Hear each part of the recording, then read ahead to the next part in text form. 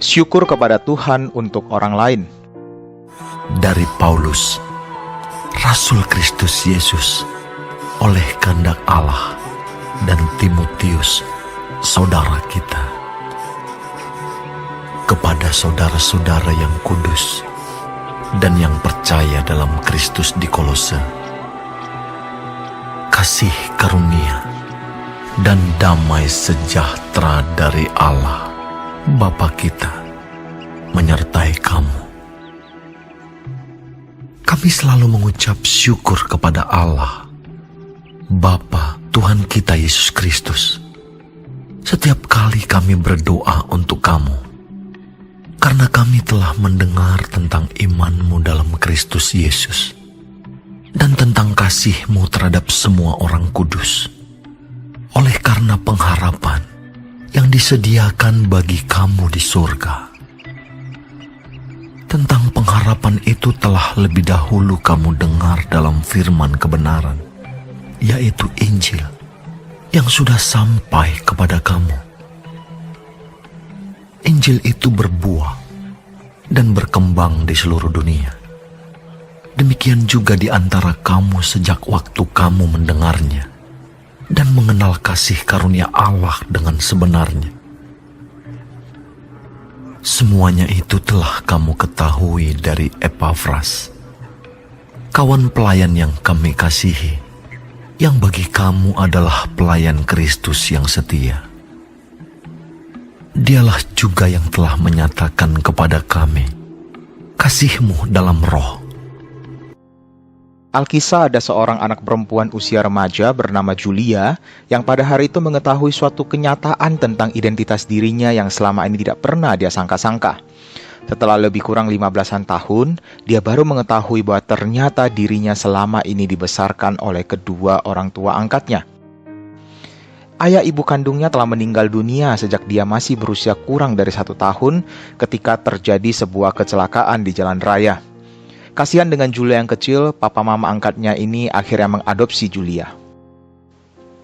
Selama ini Julia diperlakukan seperti anak kandung oleh kedua orang tua angkatnya. Julia tidak pernah kekurangan sedikit pun kasih sayang. Namun karena rasa penasaran setelah ia belajar tentang persilangan golongan darah di sekolah, pada hari itu sepulang dari sekolah, Julia yang bergolongan darah AB itu langsung menanyakan kepada kedua orang tua angkatnya tentang golongan darah mereka.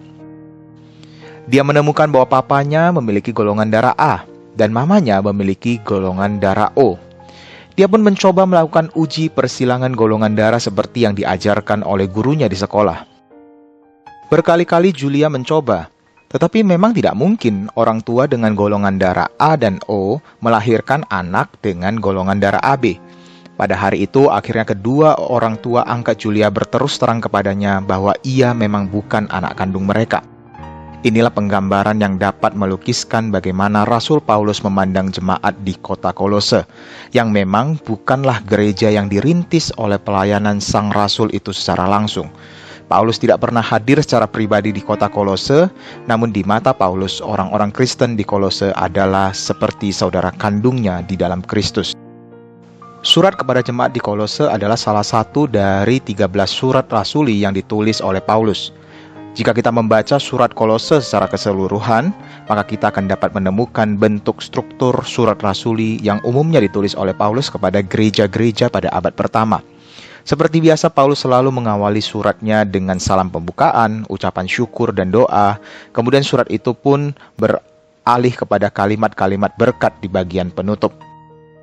Kata-kata yang digunakan, susunan kalimat, dan bentuk gramatika dari surat Kolose juga tidak ada bedanya dengan surat-surat Paulus lainnya. Bisa dikatakan, Paulus memang tidak pilih kasih ketika dia menulis kepada jemaat angkat dan jemaat kandung yang dirintis olehnya. Banyak penafsir Alkitab meyakini bahwa surat Kolose adalah salah satu surat yang ditulis oleh Paulus ketika ia berada dalam penjara. Mari kita bayangkan betapa menderitanya kehidupan seseorang yang sedang dipenjarakan. Mungkin saja Paulus kelaparan, kehausan, bahkan kedinginan. Di dalam penderitaan seperti ini, buat apa sih Paulus mengurus jemaat yang bukanlah hasil pelayanan dari dirinya sendiri? Apa tidak lebih baik bagi Paulus jika dia menyurati jemaat lainnya yang memang dia bangun dari hasil jerih lelahnya sendiri? Mungkin Paulus bisa menulis surat rasuli yang kedua kepada jemaat di Efesus, Galatia, dan sebagainya. Namun terhadap saudara angkatnya ini, ketidakhadiran secara fisik tidak membatasi Paulus sama sekali untuk menunjukkan perhatian, membagikan kasih, memberikan penguatan, dan terus mewartakan nama Yesus Kristus. Kolose 1 ayat 8 menunjukkan tentang siapa yang telah memberitakan Injil dan melayani jemaat di kota Kolose selama ini. Dia adalah Epafras. Siapa Epafras ini? Namanya tidak terkenal bukan di kalangan rasul-rasul?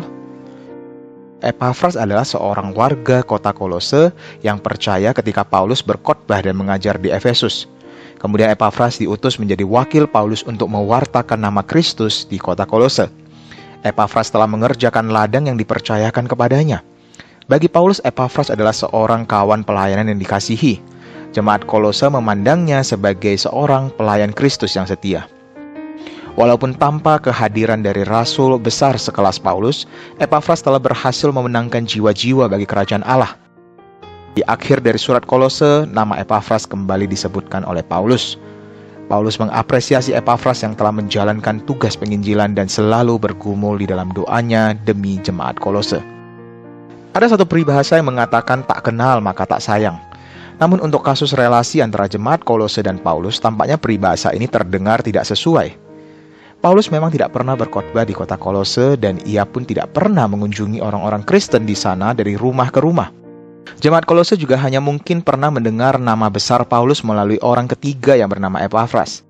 Namun di dalam surat Kolose ini kita dapat menemukan kesan bahwa Paulus menulis seperti seorang ayah yang sangat mengenal anak-anaknya. Paulus terkesan sangat memahami bagaimana pertumbuhan iman dari jemaat, tantangan-tantangan apa saja yang dihadapi oleh jemaat, bagaimana jemaat terus bertumbuh dalam iman, pengharapan, dan kasih dalam Kristus. Ya benar, di Kolose 1 ayat 7 dikatakan bahwa Epafras memberikan laporan untuk mengupdate Paulus. Namun apa artinya laporan demi laporan yang diterima jika sebenarnya Paulus sama sekali tidak memberikan hatinya bagi mereka yang ada di Kolose? Paulus menunjukkan perhatiannya kepada saudara seiman di Kolose melalui doa ucapan syukurnya kepada Allah. Kolose pasal 1 ayat 3 mencatat bahwa Paulus selalu mengingat orang-orang percaya di kota itu. Bukan hanya sekali dua kali saja, tapi berkali-kali dalam doa pribadi Paulus. Tidak mungkin seorang yang akan berdoa bagi orang lain jika dia tidak mempedulikan orang tersebut. Tidak mungkin Paulus dapat mengucap syukur atas pertumbuhan iman dari orang-orang Kristen di Kolose jika dia tidak menganggap mereka sebagai saudara kandung di dalam Kristus. Pelayanan Paulus selalu dipenuhi dengan doa, terutama doa ucapan syukur. Paulus selalu menunjukkan perhatian dan kasih kepada jemaat melalui doa. Namun doa ucapan syukur Paulus terhadap jemaat Kolose bukan doa yang sekedar diucapkan begitu saja. Ya, yang penting dia sudah berdoa. Doa Paulus menunjukkan bahwa dia sungguh-sungguh memahami pertumbuhan iman dari jemaat di Kolose yang bukan lagi disebut bayi rohani. Doa syukur Paulus mengandung 3 tema besar yang juga adalah tema utama di Perjanjian Baru. Paulus menaikkan syukur karena ia telah mendengar iman mereka di dalam Kristus, kasih mereka kepada semua orang kudus, dan juga kehidupan mereka yang dilandaskan pada pengharapan melalui Injil. Paulus mengetahui kalau jemaat Kolose telah menunjukkan kualitas hidup seorang Kristen yang dewasa secara rohani. Mereka telah mempraktikkan gaya kehidupan anak-anak Tuhan yang telah mengalami kuasa transformasi dari Injil, dan Paulus mengucap syukur atas semua itu. Orang-orang Kristen di Kolose telah menerima Injil yang dipakai oleh Allah untuk menyelamatkan manusia dari gelapnya kuasa dosa. Injil bukan hanya tulisan yang mati yang hanya dapat dibaca, tetapi ketika Injil diterima dan dihidupi oleh orang-orang percaya, maka Injil dapat memberikan kehidupan baru di dalam Kristus bagi manusia. Kita tidak tahu seberapa banyak penolakan, keringat ataupun darah yang dicucurkan oleh Epafras di dalam jerih lelahnya memberitakan Injil di Kolose. Tetapi jemaat Kolose telah menerima kasih karunia Allah melalui Injil. Mereka pun terus mengalami pertumbuhan dari Injil yang bukan hanya mereka dengar, tetapi juga telah mereka lakukan di dalam kehidupan mereka sehari-hari. Paulus menaikkan doa ucapan syukur ini karena melihat pertumbuhan iman yang luar biasa dari jemaat di kota Kolose. Walaupun Paulus tidak turun tangan secara langsung melayani mereka, tetapi dia meneladani Sang Guru, Yesus Kristus yang telah memanggilnya untuk menjadi seorang pemberita Injil. Di malam sebelum Yesus diserahkan, Yesus menyediakan waktu untuk berdoa bagi murid-muridnya dan juga semua orang yang percaya dari hasil pemberitaan Injil oleh mereka. Kerinduan terbesar Yesus adalah ketika semua menjadi satu tubuh bersama-sama dengan Dia dan Bapa yang adalah satu. Darah Kristus telah menebus dan membebaskan kita dari hukuman dosa. Oleh karena itu, saya, kamu, dan Dia bukan lagi orang asing, tetapi kita adalah saudara kandung di dalam Allah. Dengan kata lain, ketika kita mengatakan bahwa kita adalah murid-murid Yesus yang meneladani Sang Guru, bukankah kita juga seharusnya saling mendoakan sebagai satu tubuh Kristus, seperti Sang Guru yang telah berdoa bagi kita? Sebagai seorang rasul yang meneladani Yesus, Paulus menjadi seorang pemberita Injil yang berdoa. Bagaimana dengan kita yang juga adalah murid-murid Kristus dan pelayan-pelayan Tuhan di masa sekarang ini? Sudahkah kita menaikkan doa ucapan syukur kita atas pelayanan Tuhan yang telah dipercayakan kepada kita? Bahkan juga pelayanan Tuhan di mana Tuhan berkarya melalui orang lain. Saya bertumbuh dalam kebiasaan berdoa yang hanya bagi kepentingan saya, kami, dan kita. Kami tidak biasa berdoa bagi mereka. Sampai suatu kali ketika saya diminta untuk terlibat dalam suatu pelayanan kampus di mana setiap harinya saya secara rutin mendapatkan pokok doa untuk mendoakan gereja-gereja dan lembaga-lembaga yang terlibat dalam pelayanan tersebut. Pada saat itulah saya menyadari betapa pentingnya berdoa juga bagi mereka. Awalnya saya hanya menaikkan doa-doa tersebut karena kewajiban, tanpa memberikan hati yang sungguh-sungguh ingin mendoakan mereka. Namun ketika saya mendengar betapa beratnya tantangan yang dihadapi oleh mereka dan bagaimana karya Tuhan yang menggerakkan jemaat dari gereja-gereja atau lembaga-lembaga tersebut untuk bisa bersama-sama mengerjakan pekerjaan Tuhan, pada saat itulah Tuhan menyadarkan saya dan menggerakkan hati saya untuk memahami betapa pentingnya saling mendoakan sebagai satu tubuh Kristus. Melalui doa ucapan syukur, kita dapat menunjukkan bahwa kita mengasihi pekerjaan Tuhan, baik itu yang kita kerjakan maupun pelayanan yang sedang dikerjakan oleh Allah di muka bumi ini oleh tangan orang lain. Yesus telah mendoakan agar kita semua mengaku percaya pada Dia, sehingga kita dapat bersatu di dalam Dia. Di dalam Kristus kita semua telah diadopsi bersama-sama sebagai anak-anak Tuhan. Jikalau demikian, sudah seharusnya bukan kita juga berdoa dan mengucap syukur, bukan hanya bagi pelayanan saya dan kami, tetapi kita juga berdoa bagi pekerjaan Tuhan yang dikerjakan oleh mereka. Berdoa dan mengucap syukurlah bagi mereka yang melayani sebagai hamba Tuhan, rohaniwan di gereja kita maupun di gereja tetangga. Berdoa dan mengucap syukurlah untuk para majelis dan pengurus gereja di bidang yang mungkin langsung berkaitan dengan kehidupan gerejawi yang kita jalani, maupun di bidang-bidang yang tampaknya tidak berhubungan dan tidak ada urusannya dengan saya.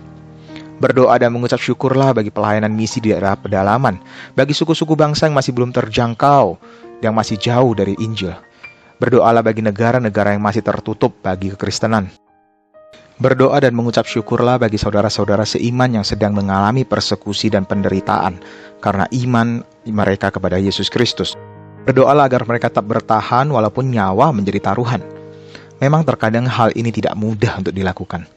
Tetapi kita percaya Roh Kudus yang tinggal bersama-sama dengan kita akan menolong kita untuk berdoa kepada Bapa di sorga.